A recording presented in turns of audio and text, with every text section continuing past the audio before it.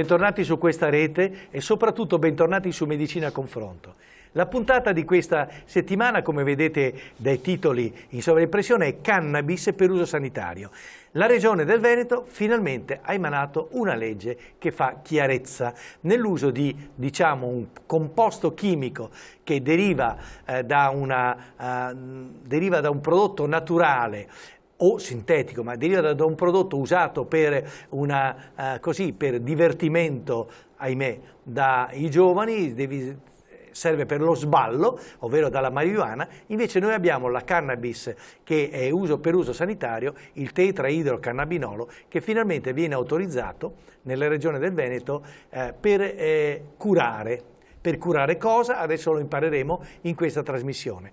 Abbiamo già parlato di queste cose a suo tempo con uno dei miei graditi ospiti, il dottor Roberto Saia, medico chirurgo, e che si è interessato di questo argomento tanto tempo fa, e poi vi spiegheremo e ve lo racconteremo. L'altro ospite è un gradito nuovo entrato, e spero di averlo ancora più spesso il prossimo futuro, è il dottor Giampaolo Grassi, che dirige un centro, un'azienda, un istituto pubblico vigilato dal Ministero dell'Agricoltura, che ha una trentina di sedi in Italia, dirige quella di Rovigo. Sì. Lui è agronomo, avrete già capito, agronomo, parliamo di canapa, evidentemente è un produttore scientifico, non un produttore per uso né commerciale né uso non commerciale, ma uso, come si può dire? Ludico alternativo nelle piazze, ecco, diciamo. Vero. Grazie di essere venuto qui, Giampaolo. Grazie a lei dell'invito. Io darei la parola a Roberto Saia, perché vi racconterà quando è venuto la prima volta, perché è venuto a farsi intervistare da me su un argomento che io l'ho stimolato a renderlo pubblico.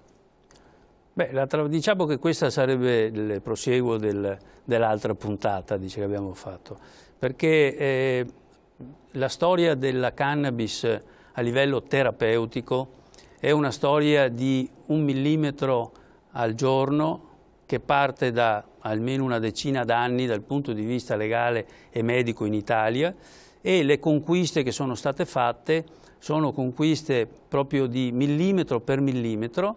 Un grosso passo è quello di quando l'altra volta ne abbiamo parlato della legge, la legge sulle terapie palliative, la 38/2010, sì.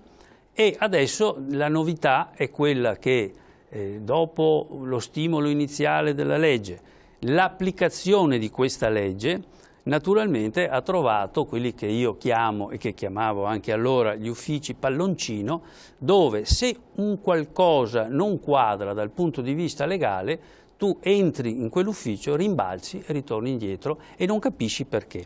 Posso fare una piccola spiegazione? Cari telespettatori, voi sapete che l'Italia è stata denunciata dall'OMS, cioè l'Organizzazione Mondiale della Sanità, come il quinto paese più progredito al mondo e tra i primissimi per l'organizzazione sanitaria per il basso consumo di oppiacei. Allora, l'oppiaceo è chiaro in che cosa? Nel controllo del dolore, per esempio, nelle malattie degenerative, non solo neoplastiche, cioè dove va usato l'oppiaceo per non rovinare reni, fegato, cuore, cervello, eccetera. Ma gli oppiacei, quelli per uso sanitario. Allora è vero che i nostri ragazzi fanno uso di tutto, purtroppo.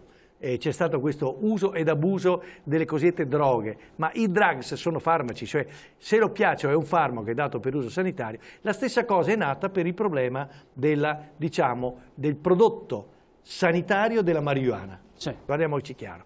Il dottor Saia con noi ne ha già parlato a suo tempo, però abbiamo ribattuto, a parte che il palloncino, e giustamente, sì, ci siamo imbattuti su un difetto della legge Giovanardi-Fini.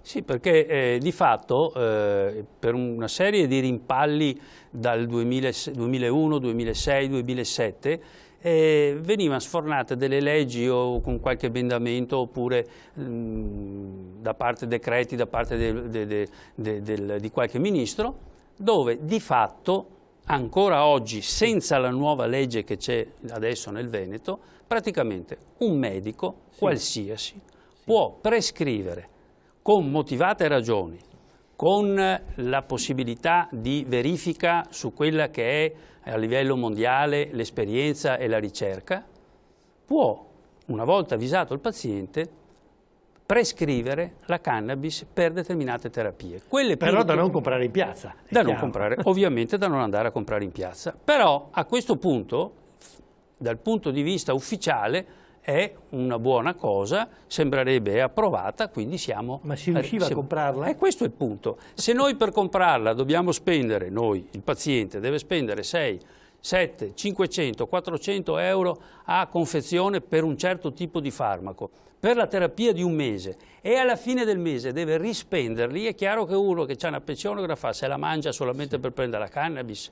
Allora a questo punto la domanda è questa: ma come mai i costi sono a quel livello? È così difficile produrla? È così costoso? Allora noi vediamo che noi la procuriamo dall'estero, perché in Italia la possiamo coltivare, e il maestro è lui, perché l'esperienza è sua, purtroppo giornaliera. Noi possiamo coltivarla, però la coltiviamo solamente dal punto di vista sperimentale. Alla fine della sperimentazione loro prendono il prodotto finito, diciamo l'inflorescenza, le impacchettano, chiamano la finanza e dicono: noi abbiamo finito la sperimentazione, e loro la termodistruggono secondo la legge sugli come la legge dei residui. 3 minuti dopo, quello che fa insustare, 3 minuti dopo metto un piede al di là della frontiera e la compro dall'estero perché non la posso coltivare in Italia. No, dice: ma allora diamola agli istituti autorizzati. Ma allora, la legge della Regione Veneto, dopo quella della Toscana, che è recente, no? Che cosa ha portato di novità? Allora, una prima novità che per me è fondamentale, e leggendo la legge a qualcuno può sfuggire, è che, credo, se non è la prima volta... Questa legge adesso è già pubblicata? È una legge, non so se esce dalla Gazzetta... O sta uscendo, insomma. Comunque è stata approvata giovedì scorso alle 17:30, mi pare, e noi eravamo lì ovviamente perché erano anni. Cos'ha letta così, se uno legge i vari articoli, trova che non ci sono grossi cambiamenti, ma secondo me il cambiamento è enorme, perché per la prima volta, che non c'entra niente con la cannabis, cioè c'entra ma indirettamente, per la prima volta dall'estrema destra all'estrema sinistra, perché qui il problema è prettamente politico, non è medico, purtroppo, tutti hanno votato a favore, il che vuol dire che su 48 che hanno votato della commissione, del consiglio regionale, il consiglio regionale che va dal fascista al comunista, al democristiano, adesso io hanno votato, vecchia scuola li definisco così. È strano che i politici abbiano capito questo argomento. Il che significa che non c'è stato nessun astenuto e non c'è stato nessuno che ha votato contro. Ma allora come mai? Sono tutti impazziti? È semplicemente informazione. Cioè il dolore non è di destra o di sinistra, come sanno benissimo tutti. E quindi alla fine, per portare avanti un certo discorso, si arriva che uno si astiene, l'altro, qui si hanno votato a favore. E questo per me è una grandissima conquista. Allora, hanno capito che c'è un problema di tipo sanitario importante. Dove non possiamo arrivare completamente con altri farmaci, c'è la possibilità di intervenire con un farmaco che non è detto che funzioni. Tu hai delle esperienze anche familiari, in cui purtroppo nella terapia si è dimostrato non perfettamente aderente alle aspettative. No, perché si trattava di una cefalea grave, tutto quello che vogliamo, però il farmaco diciamo, non è etichettato in scala internazionale per le cefalee, è etichettato per la sclerosi multipla, per la nausea e il vomito, specialmente nella chemioterapia, e nelle forme di inappetenza degli pazienti affetti da AIDS.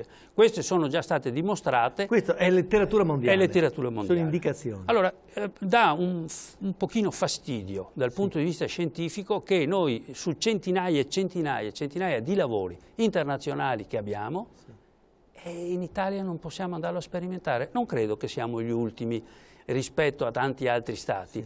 E in Israele c'è un ospedale che funziona solo per la ricerca per la cannabis, cioè i pazienti che sembra che rispondano vengono ricoverati in questo ospedale e fanno tutte le loro...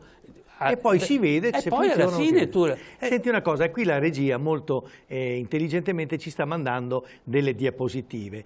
Precedente a questa c'è la diapositiva con la foto di quel soggetto che è un vicepresidente ormai di un'associazione, che è stato, la cui vita è stata trasformata trasformata dall'uso terapeutico delle tetraidrocannabinoli. E questo signore, vuoi parlare della storia di questo signore che è stato salvato, ecco, che sorride finalmente con Sativex? E lui sorrido anch'io, perché quando siamo andati al congresso, dove l'ho conosciuto lì a Firenze, lui mi raccontava che a un certo punto gli hanno detto hai la sclerosi multipla. Ovviamente questo è un aneddoto, non è scientifico, però è un fatto umano che credo che abbia importanza.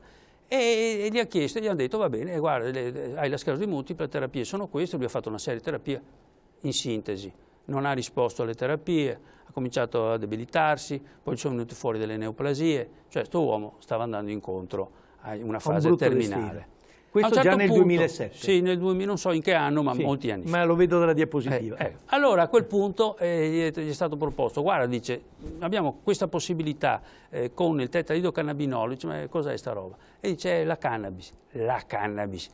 Io faccio il poliziotto, ho passato una vita, dice, a metterli in galera quelli che la vedono, dice, oltre dalla cannabis, e non se ne parla neanche. Poi gli è stato spiegato, come adesso io dicevo dal punto di vista che è un farmaco e non che la è un droga farmaco che non c'entra, non è la droga d'abuso o da divertimento. Alla fine lui è stato uno dei fortunati e adesso è rinato, cioè per è ancora, sì, ripoverino, malato è malato, però può lui sopravvivere con la sua malattia. Cioè migliorata la qualità della sua vita. Esatto. Ed è un malato grave. Ed è un malato pesantissimo. Pesantissimo, diciamo. Sì. Adesso c'era anche la diapositiva con quel bell'anello pieno di circoletto che dimostrava qual era l'origine della cannabis usata per scopo terapeutico nei pazienti, in un piccolo gruppo di pazienti, in questo momento fino all'altro giorno in Italia. Sì, diciamo che questo chiaramente è una ricerca che potremmo fare tranquillamente in Italia. Più che statistica, è più che scientifica, è statistica. È statistica, sì. Ma noi possiamo farlo a livello scientifico perché quando cominciamo a parlare di migliaia di pazienti che vengono catalogati a doppio cieco, a controllo, potremmo fare delle pubblicazioni e dire no, qui non serve, qui serve, perché la gente guarda e dice magari serve a me. Cioè potremmo arrivare alle esperienze come gli israeliani. Come fanno negli altri stati.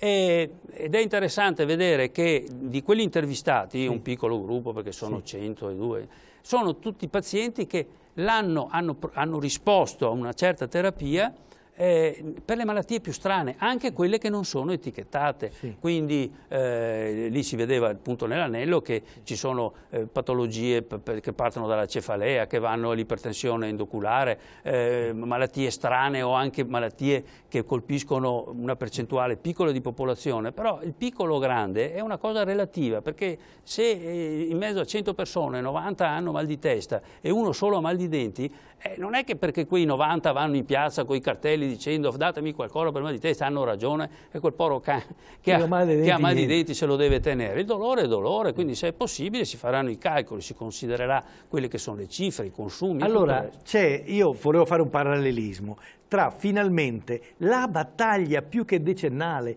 fatta poi finalmente con la legge Sirchia, che poi finalmente è stata applicata 3 anni fa, 4 anni fa, per l'uso terapeutico degli oppiacei deboli e poi degli oppiacei più forti nel dolore cronico o acuto di tipo degenerativo, in modo che si possa curare la gente e a un certo punto anche questo farmaco che possa essere usato in alcune situazioni ben precise. Allora, finalmente anche questa legge va avanti, però ci sono ancora altri impedimenti finali. Sì, e qui adesso... Manca un qualche cosa nella legge nazionale sempre, vero? Il problema è questo, questa è una legge regionale e la legge regionale vale per la regione. La legge regionale, seconda cosa, qui subentra... Si è costretti ad andare all'estero a comprarla allora. Certo. Ecco, allora, di nuovo la legge dice, allora, prima l'USL numero 15 pagava lei il farmaco importato dall'estero. La USL vicina di casa, quella non la passava ai pazienti, per cui ognuno navigava a vista. Tu avevi... Ma la differenza cos'è? Nella sensibilità delle strutture? No, è l'ufficio palloncini. L'ufficio palloncini. L'ufficio palloncini perché tu vai lì e dici scusi, la legge dice che se il medico ritiene che questo farmaco possa servire nella mia patologia, voi lo dovete pagare. Però il problema comincia intanto a trovare il medico che ti dice che quella patologia risponde che si prenda la responsabilità. Questi medici sono medici ovviamente di strutture pubbliche in genere, perché deve essere il protocollo terapeutico deve essere vigilato. Per cui alla fine la pratica qual è? Che in teoria potrebbe il sistema sanitario nazionale pagare. Alcune USL lo fanno, altre USL non lo fanno. Nella Regione Veneto da giovedì scorso il sistema sanitario regionale per i veneti, o per chi viene ricoverato in ospedale, il farmaco gli viene pagato dal sistema regionale. Ecco, diciamo ai telespettatori, non andate subito a chiedere queste cose ai vari specialisti, perché gli specialisti che si occupano di questo argomento sono pochi, le strutture non sono adeguate, la legge è stata votata, ma devono passare 90 giorni perché venga pubblicata nel bollettino ufficiale della Regione Veneto. Quindi noi stiamo facendo una trasmissione di informazione precoce, che spero che la regia e ovviamente l'editore mandi altre volte nelle nostre reti, perché dovete sapere che esiste questa possibilità. Poi che in pratica venga applicata, telefonateci, fateci sapere, perché io personalmente ho qualche dubbio ancora. Conosco come funziona l'ufficio che il dottor Saia ha chiamato palloncino. L'ufficio del rimbalzo. Comunque di buono c'è che gli articoli sono 7 della legge, però in uno di questi articoli c'è specificato che entro 3 mesi bisogna andare a verificare in un altro articolo entro 9 mesi, fra un anno noi dobbiamo tirare le somme e vedere quanti pazienti sono stati trattati.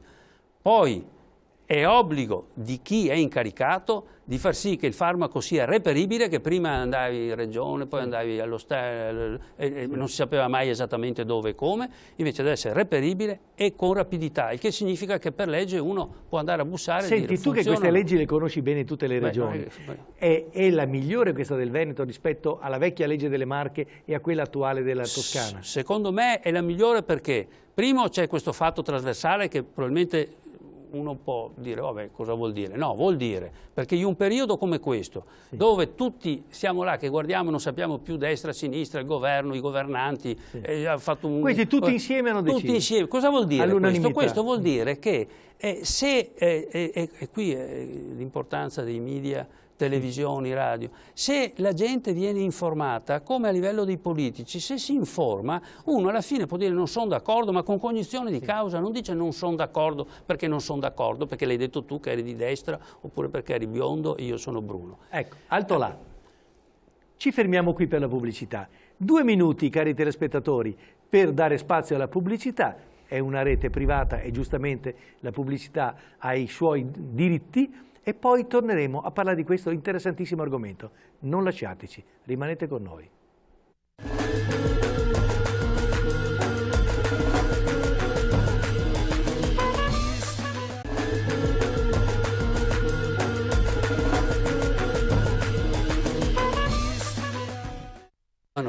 Allora, siamo di nuovo in diretta, cari telespettatori, siamo qui. Io adesso, dopo che avete sentito i problemi enormi di tipo organizzativo di cui ha parlato il dottor Saia, vi devo dire una notizia. Il dottor Saia sta aspettando che il Senato, da aprile alla richiesta di audizione fatta da diversi senatori, di essere chiamato come esperto su questo argomento per parlare al Senato, ai signori senatori, dov'è il buco del sistema perché la legge nazionale consenta di fare ciò che la Regione Veneto ha già deliberato. Quindi, come avete capito, siamo una nazione che ha delle velocità diverse a seconda della latitudine. Certo. Purtroppo dobbiamo riconoscerlo. Giampaolo Grassi. Chi è Giampaolo Grassi? È un agronomo. Per piacere, è di Rovigo. Vuoi presentarti? Racconta qualche cosa di te e del tuo lavoro. Poi vado nello specifico secondo la nostra trasmissione. Bene, sono un primo ricercatore e lavoro per un ente che si chiama Consiglio per la ricerca e sperimentazione in agricoltura. E il centro presso cui opero è il Centro per le Colture Industriali, che ha sede a Bologna, e la sede distaccata è a Rovigo, dove io sono responsabile. E mi occupo di canapa dal 1995. Canapa normale, quella inizialmente, dei tessuti. Esatto, inizialmente il Ministero dell'Agricoltura era interessato a rendere disponibile per gli agricoltori un'altra coltura, una coltura che riceveva degli importanti e consistenti contributi dall'Unione Europea. Abbiamo tentato di rinnovarla, ci sono stati degli alti e dei bassi, dei problemi che ancora stiamo cercando di risolverli, perché la coltura difficilmente è competitiva rispetto alle colture come il mais, come il grano, lo si vede girando per le strade. Nella nostra regione sono prevalenti queste, sì, perché la canapa, essendo nuova, dovendo riavviare una filiera complicata, la trasformazione, far conoscere i prodotti, far accettare i prezzi che non sempre sono competitivi, soprattutto per i prodotti che vengono dalla Cina, dai paesi asiatici, dove il costo della manodopera ovviamente è molto più basso. Noi ci siamo impegnati per rinnovare le varietà, perché dovevamo mantenere le varietà coltivabili a un livello di THC inferiore allo 0,2%, perché la regola europea prevede questo. Nuove varietà. Spieghiamo perché la canapa normale già contiene un po' di questo principio attivo, no? Esattamente. Quando era coltivata 50 anni fa, nessuno era attratto da questo. Perché nessuno la fumava, nessuno la vendeva. Non si conosceva l'effetto psicotropo della pianta. Poi col passare del tempo c'è stata l'evoluzione e ovviamente le autorità europee non potevano consentire che qualunque tipo di canapa che contenesse o meno THC, che fosse uso legale o illegale, fosse anche sovvenzionata, per cui ha messo delle regole precise, per cui solo le varietà con lo 0,2% di THC sono ammesse e ricevono contributi. La canapa invece da fumare, o quella illegale, quella che non è regolata da questi, può avere un livello anche 10 volte superiore o 100 volte superiore, fino al 20%. Ma quella è così, è via dalle... È al di fuori delle regole e non è né registrabile né coltivabile, in Italia è vietata. È quella che i carabinieri vanno a prendere sulle finestre di certi studenti, eccetera? Molto probabilmente sì. Sì. Ha delle caratteristiche molto diverse, anche se la si può confondere. Difatti ogni tanto mi capita che i tutori dell'ordine scambino le mie coltivazioni per canapa illegale, poi dopo ci mettiamo d'accordo. Ma se tu sei uno sperimentatore nazionale, lavori praticamente per un'azienda vigilata dallo Stato per dare e stai facendo dei principi attivi per loro, e poi ovviamente mi pare che tu bruci tutto con la Guardia di Finanza, eccetera. Allora, se stai facendo una ricerca, ma può essere che vengano addirittura a sequestrarti le tue ricerche? Sì, perché la 309/90, che è il testo unico sugli stupefacenti, prevede che nel momento in cui le forze di polizia individuano coltivazioni sospette psicotrope o che producono sostanze psicotrope, la applicano, e questa significa sequestrare il prodotto, attivare loro non possono fare dirimere. Quindi il buco della legge anche qui è ridicolo, no? È abbastanza inappropriato per la situazione, perché un agricoltore, lei si immagini, che fa tutto in buona fede, utilizza la sua varietà registrata, segnala dove la coltiva, e queste sono le regole che deve rispettare. Talvolta può essere scambiata invece per una persona che tenta di fare il furbo. Quindi questa, perché anche la canapa normale assomiglia a quell'altra. Dalla forma, dall'aspetto, dal colore, dalla tipologia della pianta, è di solito molto più bassa quella da fumare, non ha l'altezza. La nostra canapa tipica da fibra supera anche i 4 metri d'altezza.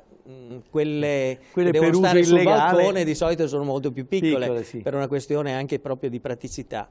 Però possono essere confuse se vengono coltivate assieme, ad esempio. Poi magari viene fatto qualche sequestro e vieni chiamato anche come esperto per riconoscerle, e poi bisogna fare la titolazione del prodotto. Esattamente. Quindi è un po' ridicolo, sì, vabbè, comunque però succede anche, succede, è giusto che le forze dell'ordine tengano sotto controllo un centro dove produce, noi facciamo degli ettari di coltivazione di canapa, o facciamo diversi centri di moltiplicazione. Diciamo ettari di coltivazione di canapa senza principio attivo. Ecco, il modo corretto sarebbe canapa uso industriale. Uso industriale, che per fare i tessuti, diciamo. Deve rispettare i regolamenti europei che prevedono lo 0,2%. Perché si studia la canapa normale, diciamo, per uso industriale? Perché è una cultura dismessa e può diventare di nuovo redditizia? Assolutamente sì, gli impieghi e i prodotti che si possono ottenere sono persino troppi, per cui poi anche la confusione crea un problema. Allora, la canapa, parliamo sempre di quella normale, cari telespettatori. Quella normale, oltre che per i tessuti, per fare i tessuti, eccetera, può servire per tante altre cose? Il mercato che sta prendendo più piede, su cui trova molta soddisfazione, ad esempio nella bioedilizia. viene usata per coibentare le case, per renderle più efficienti, per insonorizzarle. Sì. Vengono realizzati dei mattoni, dei manufatti che sono molto più leggeri perché sono arricchiti delle parti della canapa, di solito è la parte legnosa, per alleggerirlo, e la parte fibrosa per fare i pannelli, per fare i coibentanti. Sì. E questi prodotti si dimostrano anche alternativi a dei prodotti chimici come il polistirolo o altri, e offrono la possibilità. Quindi sono molto meno inquinanti perché sono soprattutto ecocompatibili, perché una volta che la casa viene distrutta non creano problemi di smaltimento. E poi è una coltivazione che porta dei vantaggi enormi per l'agricoltura. Ma è vero che poi alla fine i residuati della coltivazione possono servire da biomassa per fare fertilizzanti, eccetera? Certamente, già la pianta di per sé, quando è matura, lascia cadere buona parte delle sue foglie, quelle non vengono utilizzate, per cui ritornano in circolo nella pianta, e come sostanza organica migliora la struttura del terreno stesso. E poi ha un ciclo molto breve, annualmente un agricoltore e un territorio può decidere se coltivarla o meno, invece se si fanno investimenti su altre fonti di cellulosa o di pioppa ad esempio, uno almeno per alcuni anni deve tenere impegnato il terreno e ha già deciso bene o male che vada, alla fine quando deve andare a raccoglierlo. E qui invece in un anno diventa già... In un anno viene seminata normalmente a fine marzo e viene raccolta per uso fibra o tessile anche alla fine di luglio. Se poi si vuole recuperare il seme e le altre parti, perché può essere molto interessante anche impiegare il seme di canapa, viene raccolta verso metà settembre. Ecco, allora abbiamo dato queste informazioni perché è giusto che anche chi ci ascolta capisca che la canapa potrebbe essere una fonte di alternativa di reddito per chi ha terra, eccetera. Però si deve rivolgere ovviamente agli istituti specializzati, perché altrimenti non riesce ad andare avanti con i nostri climi, eccetera. Poi c'è una parte di questa canapa che può essere utilizzata per uso medico. Allora, la sperimentazione la fate lì. Sì. Ecco, che cosa fate per la sperimentazione? Noi siamo l'unico centro in Italia che ha ottenuto dal Ministero della Salute le autorizzazioni per poter coltivare qualunque tipo di canapa. Ovviamente, quindi ha contenuto di tetraidrocannabinolo di qualunque tipo e qualunque. Più alto, dobbiamo dire che ad esempio nella pianta di canapa non esiste solo il THC, ci sono una famiglia di circa 60-70 diversi cannabinoidi. Alcuni di questi sono molto più noti perché hanno la caratteristica di essere psicotropi e sono sfruttati da chi vuole avere lo sballo o un uso, ma la stessa sostanza ha delle proprietà terapeutiche molto interessanti e la prova di quanti la usano in diverse tipologie di malattie ne è testimonianza del fatto che chiamiamo le diapositive? Come volete, ora, certo. Allora vediamo, cominciamo dalla prima diapositiva intanto. La prima dimostra questo istituto di ricerca che è a Rovigo. Era strutturato per ospitare quasi una decina di ricercatori e nel massimo splendore, diciamo, dell'attività erano impegnati più di un centinaio di operatori. Attualmente c'è crisi anche lì. È pieno lo stesso, perché spazio da sprecare non abbiamo, però le persone che operano purtroppo per i blocchi delle assunzioni stiamo resistendo, ci sta decimando il pensionamento e questi cicli a perdere, diciamo, che stiamo subendo. Siete pochi ormai. Esattamente. Però ecco, è una struttura che è adatta, perché lo stesso modo di lavorare, di studiare la barbabietola, perché è nato nel 1912 questo centro ad opera del professor Munerati, seguiva e segue una procedura che è identica e trasferibile per la canapa, cioè deve essere isolata, deve essere trattata alla stessa maniera. Per cui ci siamo trovati in un ambiente che era stato pensato per una pianta, ma che abbiamo trasferito adesso ad uno studio di un'altra. Ecco, vediamo l'altra diapositiva, vediamo un po' queste canape.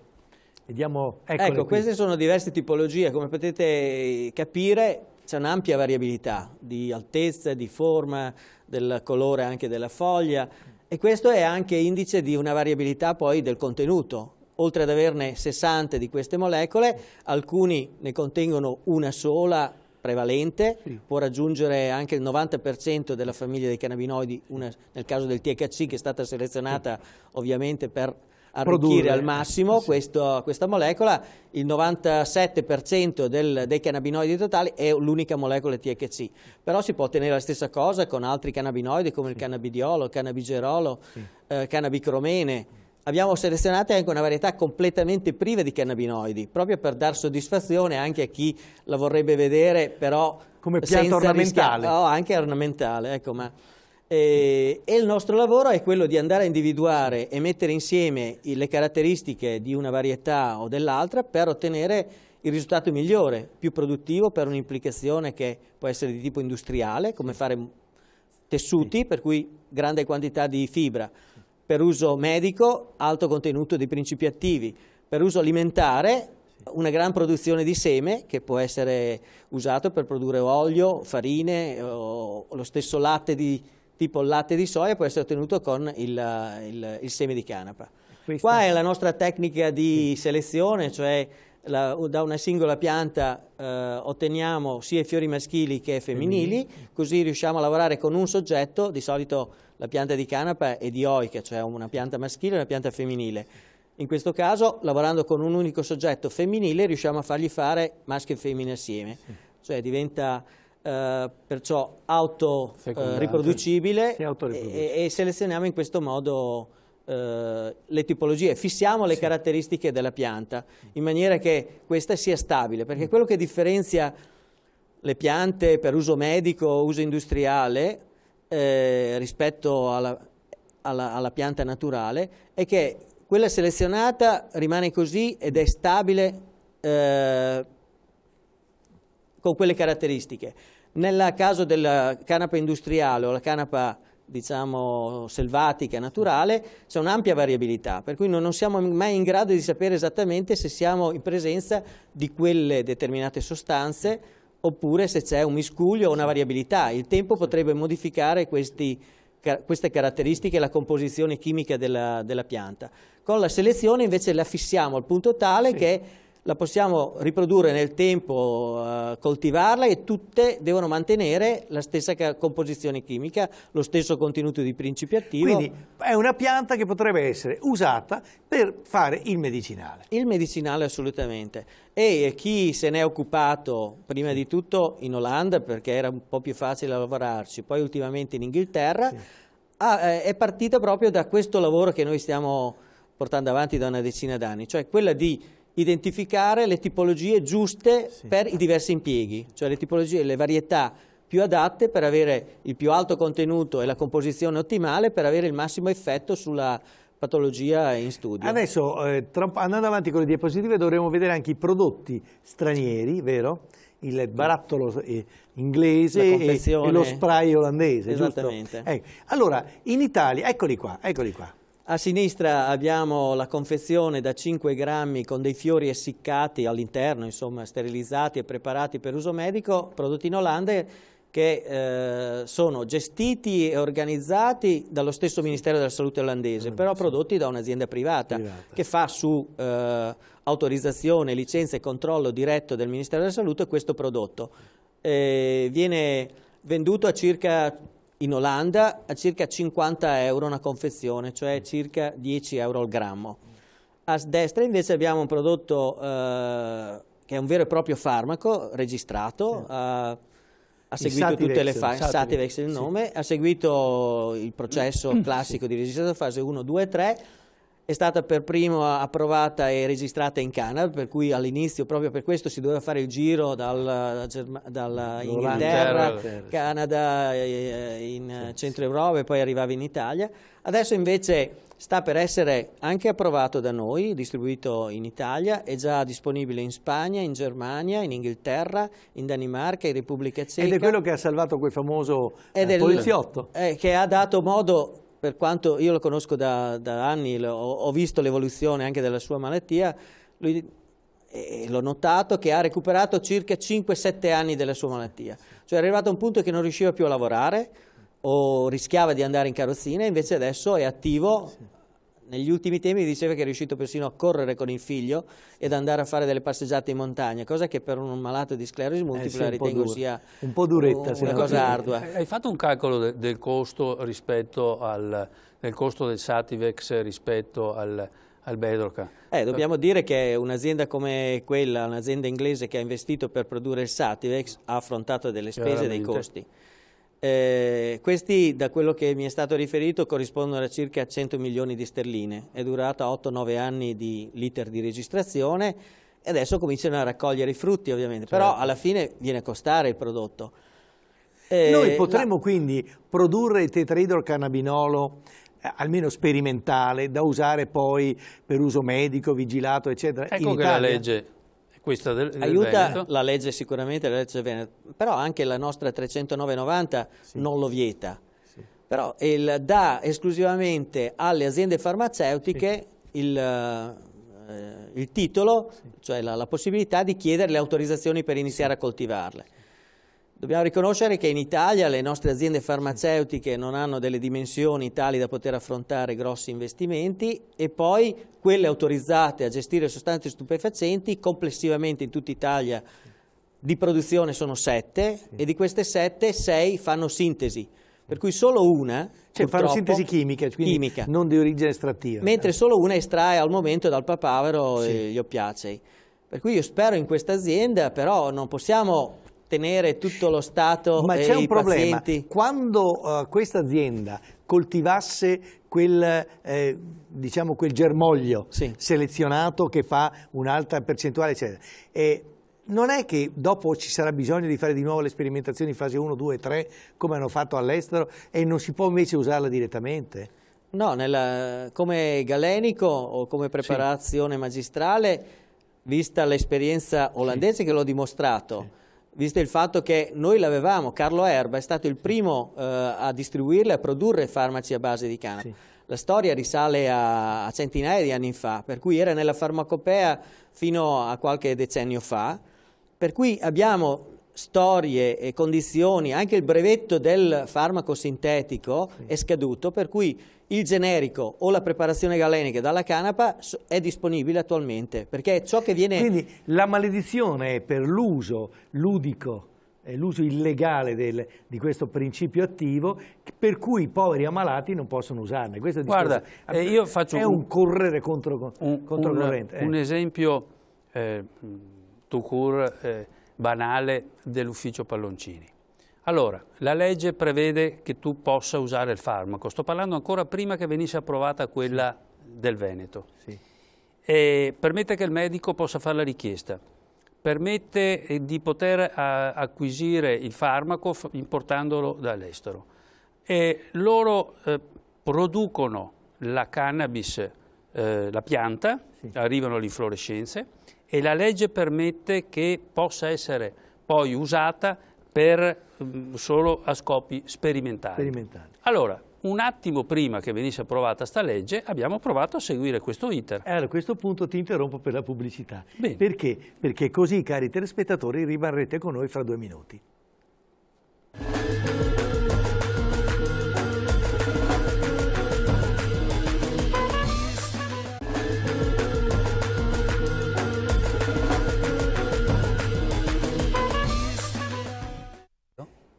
Allora, riprendiamo col dottor Saia. Stavi dicendo, le leggi è stata fatta, tutte le gare, adesso finalmente destra, sinistra, tutti insieme hanno fatto la legge, si va dal medico, il specialista, lo scrive, si va all'ULSS e l'ULSS può comprarlo solo dall'estero. Cosa succede? Che costa un sacco di soldi. Esatto.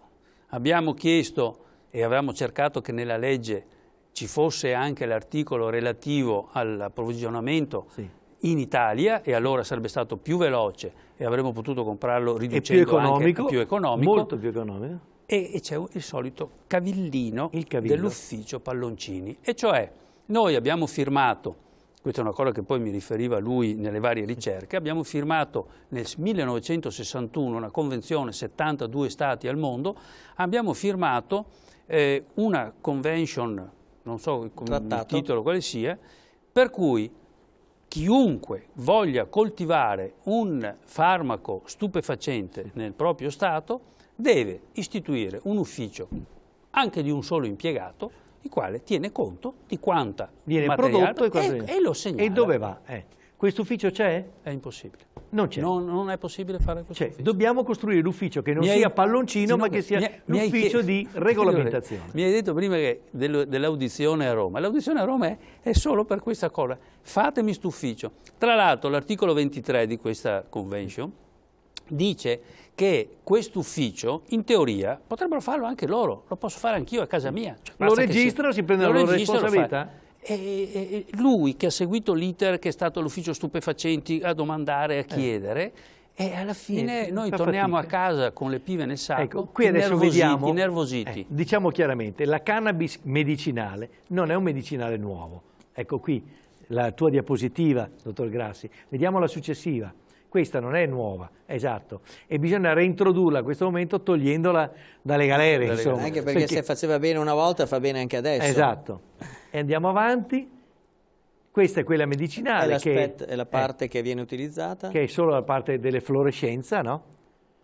E poi, e questo è il farmaco che però è all'estero. È disponibile all'estero. Che costa un sacco di soldi. Assolutamente. C'è un'altra diapositiva? No.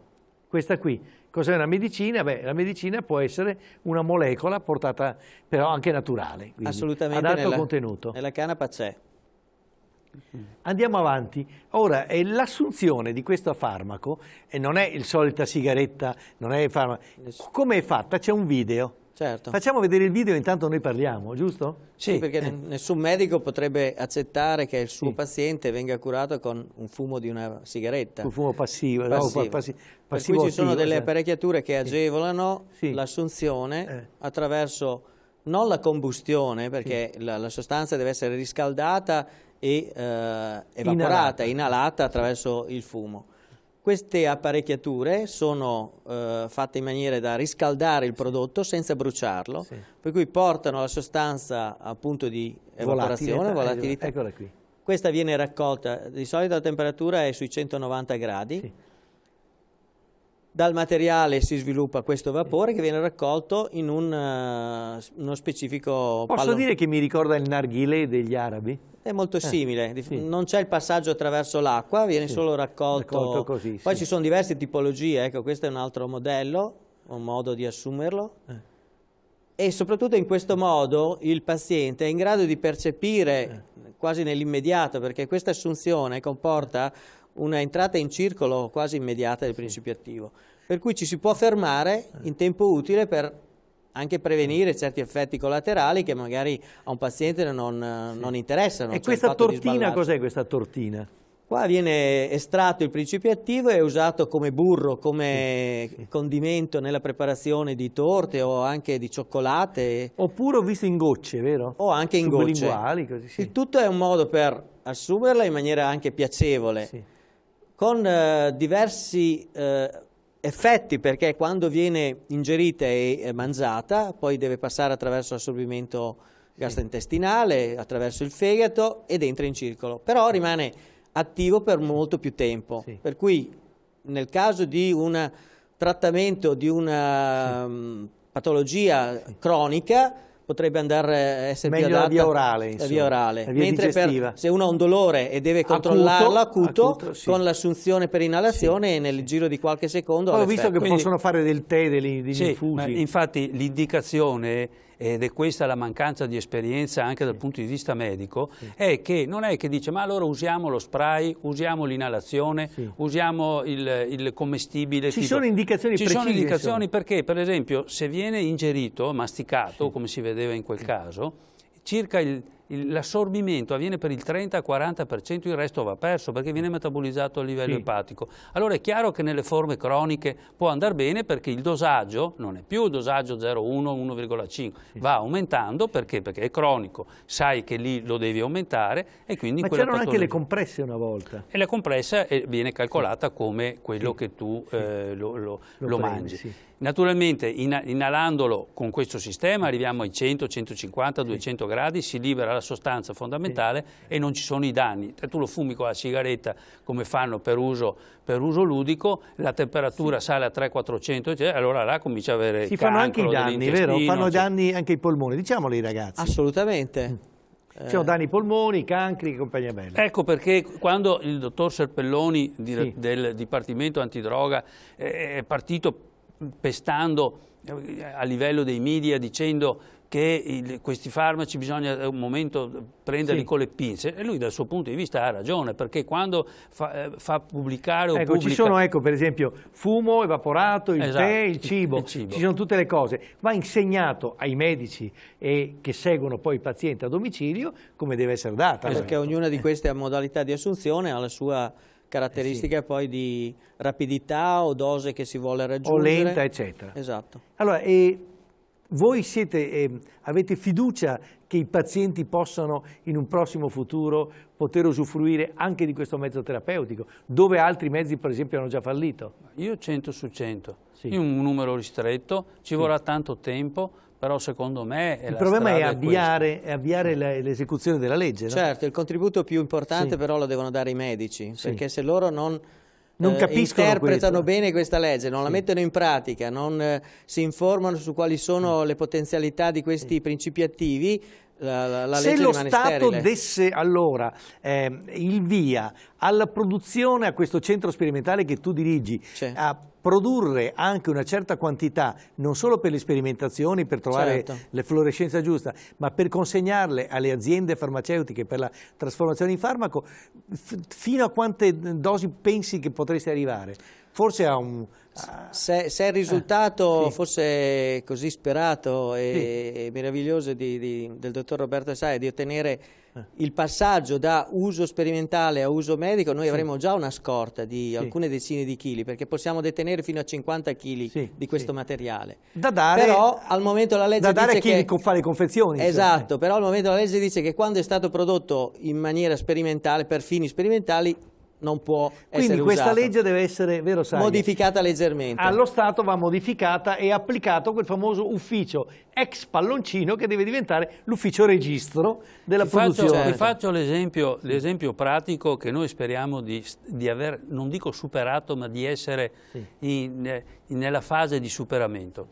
Quando abbiamo ripreso in mano queste leggi e abbiamo, spulciando a destra e a sinistra, visto che avevamo la possibilità anche con le vecchie leggi di usare dal punto di vista sperimentale, io ho contattato un neurologo, il professor Gallo, che segue il farmacologo, che segue in neurologia. Il neurologo Gallo, quello della sclerosi multipla, il professor Gallo. Dicendo, perché non possiamo fare questo? E lui gentilissimamente mi ha detto, benissimo, prepariamo uno schema, preparato uno schema, come si fa? Parlato con il professor Padrini per avere l'autorizzazione diciamo, dal comitato etico, c'era tutto pronto, loro erano disponibili, mancava il cavillo. E il cavillo era questo materiale, dove lo procuriamo? E dico, lo procuriamo da Rovigo. A Rovigo. Ma Rovigo può lo può dare? Sì, ma deve chiedere al Ministero. Allora, chiedendo al Ministero, il Ministero ti dice sì, ma voi ci dovete dare la richiesta del centro, e noi la richiesta la possiamo fare, ma per fare la richiesta del centro bisogna sapere a quanto lo paghiamo, e a questo punto per questi inghippi di quanto lo paghiamo, quanto lo compriamo, voi me lo date, ma io non posso darvelo se prima voi non mi date l'autorizzazione. Insomma, siamo l'ufficio palloncino. Con questa legge che è passata c'è un articolo che prevede che si possa fare un accordo. Allora sentite, l'ufficio famoso, cosiddetto registro, esiste già. Se lo Stato vuole può usare l'ufficio provinciale dei NAS, può usare la Guardia di Finanza, basta mettere un registro di uno che va e controlla, controlla periodicamente, se uno sbaglia va in galera, come tutte le cose. No? E quindi esistono già la possibilità di poter avere gli uffici registri, basta scriverlo a Roma. Abbiamo l'esempio vai in Parlamento e cerchiamo di andare avanti. Grazie di tutto, ci vedremo ancora a questa trasmissione. Roberto, continua la battaglia e buon viaggio a Roma all'audizione della Commissione Sanità del Senato, se vorranno farlo, perché mi pare che stiano pensando ad altre cose, probabilmente pensano più alle indennità parlamentari per quando non saranno più parlamentari. Quindi vi ringraziamo per essere stati qui e a voi grazie dell'attenzione, avete capito di che cosa abbiamo parlato, di una cosa interessantissima e importantissima per la salute di qualcuno che è più sfortunato di noi. Vi aspetto alla prossima trasmissione, vi ringrazio e soprattutto buona salute a tutti.